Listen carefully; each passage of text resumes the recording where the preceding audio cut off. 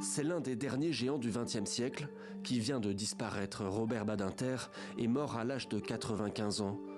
Avocat de profession, ex-ministre de la Justice, écrivain, il est entré dans l'histoire en 1981 en prononçant un discours historique devant l'Assemblée nationale, l'apogée de son engagement pendant des années pour l'abolition de la peine de mort. Et 40 ans après, il portait encore ce combat. La peine de mort est vouée à disparaître de ce monde parce qu'elle est une honte pour l'humanité. Mais Robert Badinter, ce n'est pas seulement l'abolition de la peine capitale en France. Né en 1928 d'une famille juive, sa vie fut marquée par les grands événements du XXe siècle, et tout d'abord par la guerre.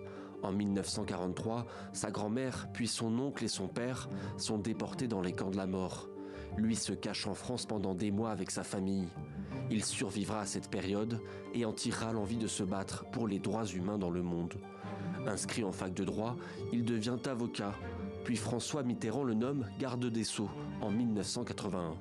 5 ans plus tard, il est choisi pour être président du Conseil constitutionnel, où il siégera pendant 9 ans.